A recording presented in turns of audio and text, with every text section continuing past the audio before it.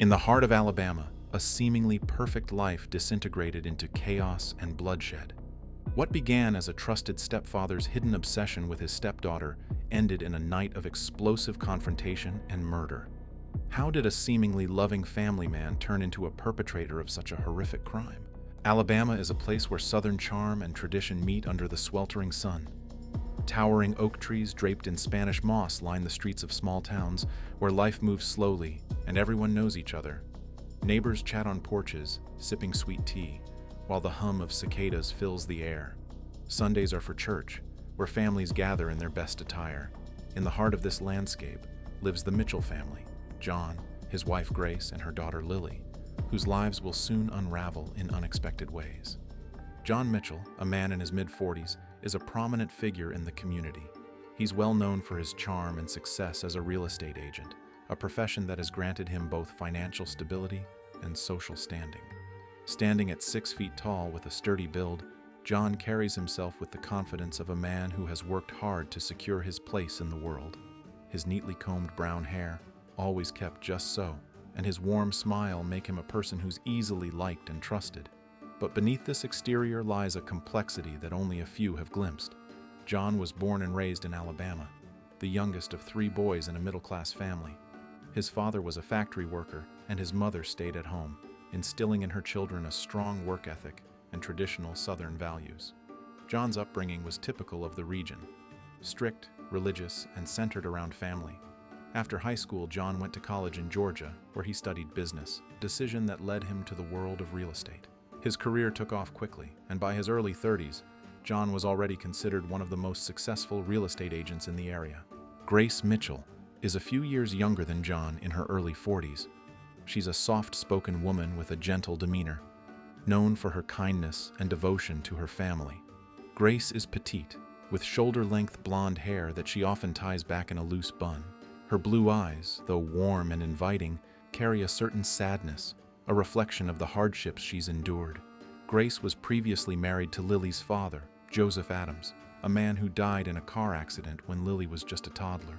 The loss devastated Grace, but she remained strong for her daughter, dedicating her life to raising Lily on her own.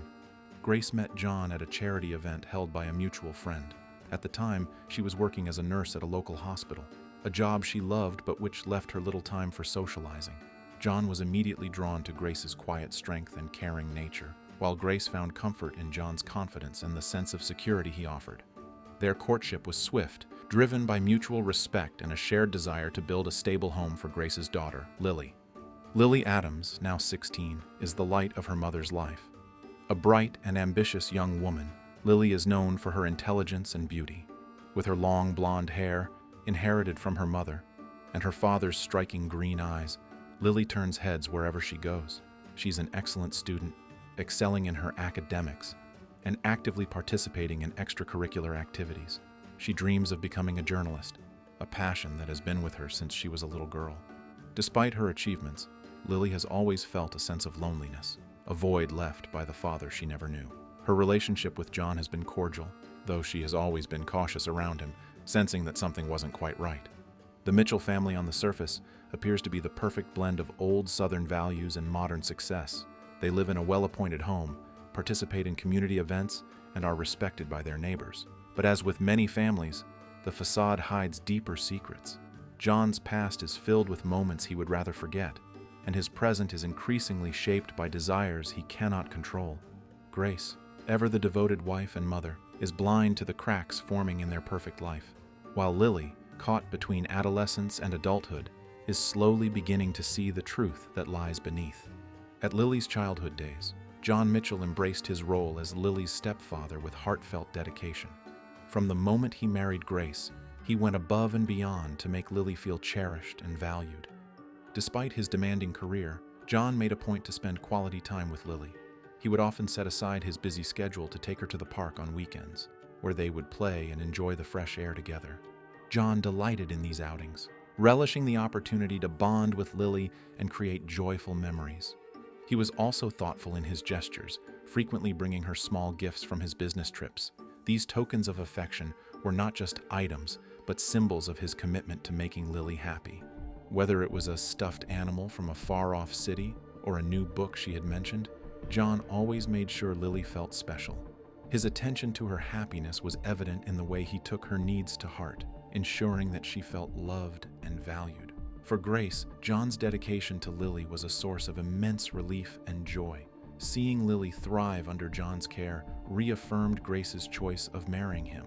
Grace never had to worry about Lily feeling left out or neglected. John had seamlessly integrated himself into both of them. He never let Lily feel the absence of her biological father, treating her as if she were his own flesh and blood. This unwavering support helped build a strong, trusting relationship between them. However, as the years passed, the dynamic between John and Lily began to shift. Lily, now transitioning from adolescence into adulthood, started to see the world differently. Despite the love and care John had shown Lily throughout her childhood, this evolving dynamic cast a shadow over their relationship, setting the stage for the troubling events that were to follow.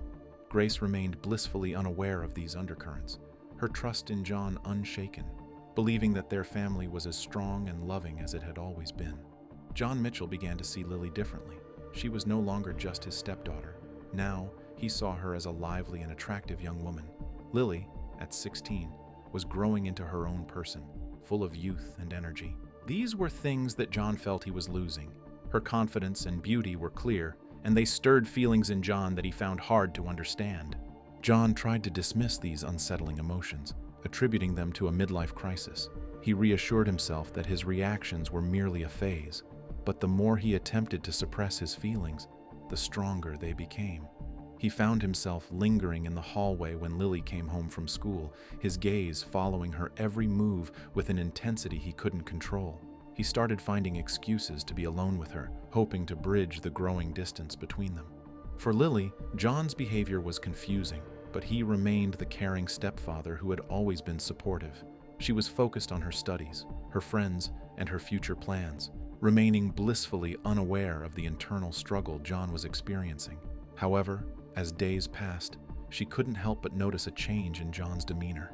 His once steady temperament now seemed volatile. He would lash out over minor issues, his mood swinging unpredictably from calm to agitated. The tension in the house was becoming increasingly palpable. The atmosphere was fraught with an undercurrent of unease, and Lily could sense that something was off. Yet she couldn't pinpoint the cause of the discord. To her, the shifts in John's behavior were perplexing, but she remained unaware of the underlying reason for the growing tension in their home, giving an excuse of John probably having a long, stressful day in the office. One day, the household seemed to return to its usual rhythm, masking the tension that had been building beneath the surface. Grace had gone to the store, leaving John and Lily alone in the house. Lily, seeking some quiet time, retreated to her room. John, consumed by his troubling obsession, found himself unable to resist the urge to check on her. As he approached Lily's room, he noticed the door was slightly ajar. Through the small opening, he saw Lily lying on her bed, completely naked. The sight sent a surge of desire through John, heightening his obsession to a fever pitch. He knew that if he entered the room, Lily would rush to cover herself, and the moment would be lost. Instead, he stood there, paralyzed by a mix of arousal and guilt, watching as Lily lay unaware of his presence. In a fleeting moment, Lily turned on her bed and caught sight of John's silhouette through the crack in the door. Her heart raced as she realized she was being watched. Shocked and horrified, she scrambled to cover her body, her face flushed with embarrassment and fear.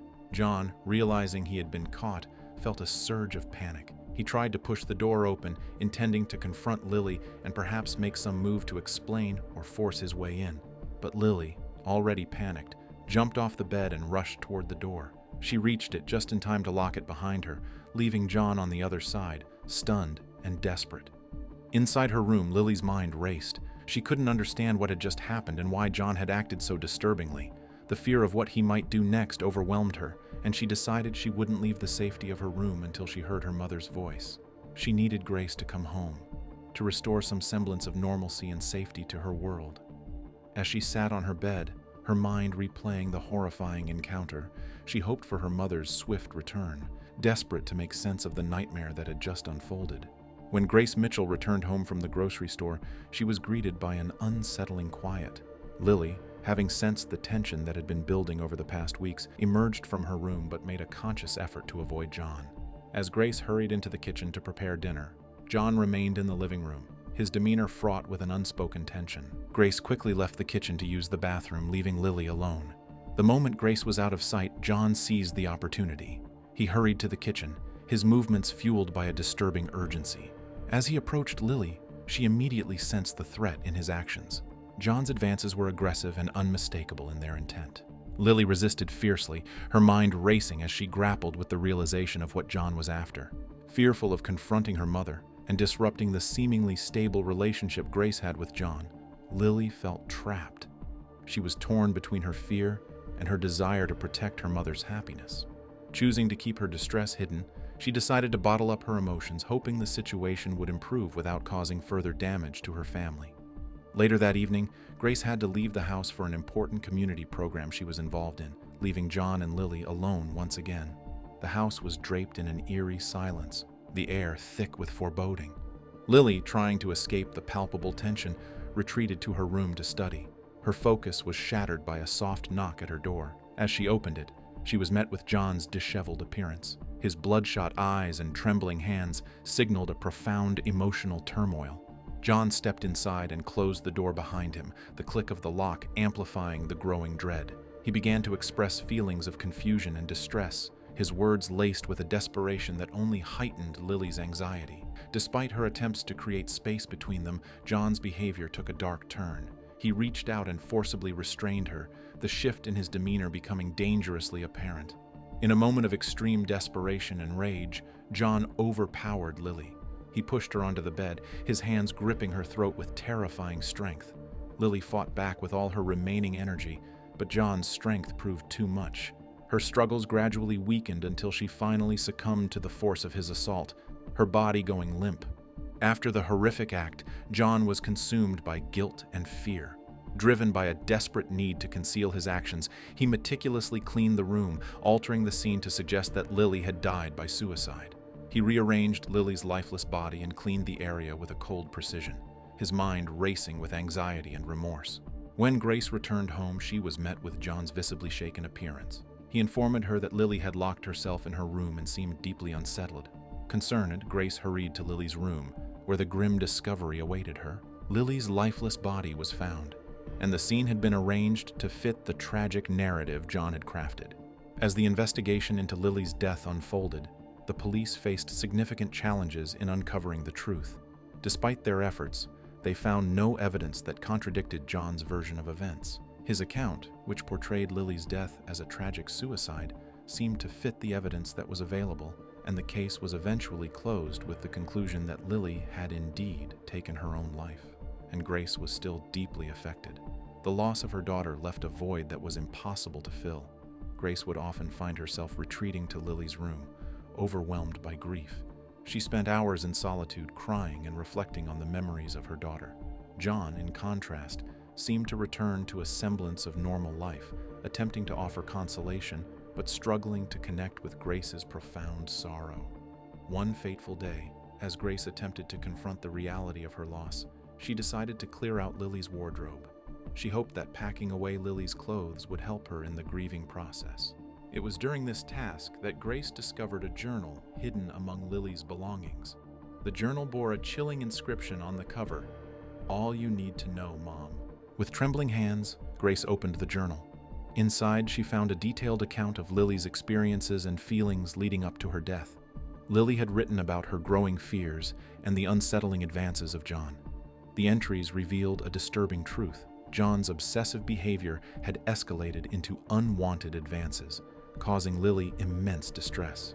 The journal was a harrowing testament to Lily's attempts to cope with the situation, providing a window into her fear and desperation. The discovery was a crushing blow for Grace. She felt a mix of shock, betrayal, and rage. Confronting John seemed like an impossible choice, fraught with the potential for escalating the situation further. Recognizing the gravity of the revelations and the need for justice, Grace made the difficult decision to take the journal to the police station. At the station, Grace presented the journal as evidence, detailing her concerns and the unsettling content she had uncovered. The police, initially skeptical, were compelled to reopen the investigation given the new evidence.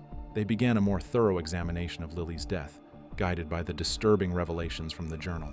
Upon reopening the case, the police took immediate action by arresting John for questioning.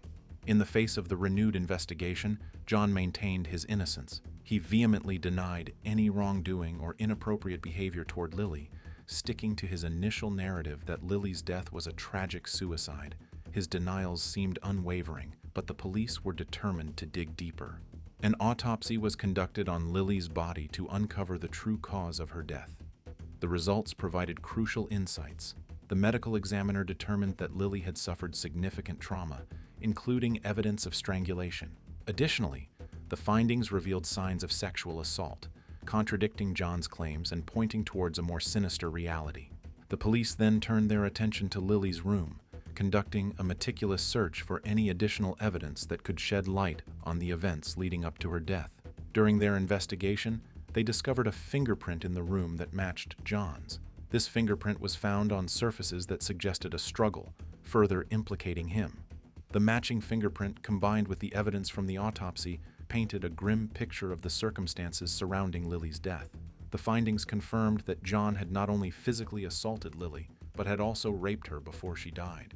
This shocking revelation further fueled the police's resolve to bring John to justice. The trial of John McAllister began with a heavy sense of anticipation and gravity. The courtroom was filled with a mix of somber faces and legal professionals ready to grapple with the shocking case that had captivated the community. John, now facing serious charges of murder and sexual assault, was held in a state of uneasy confinement as the legal proceedings unfolded.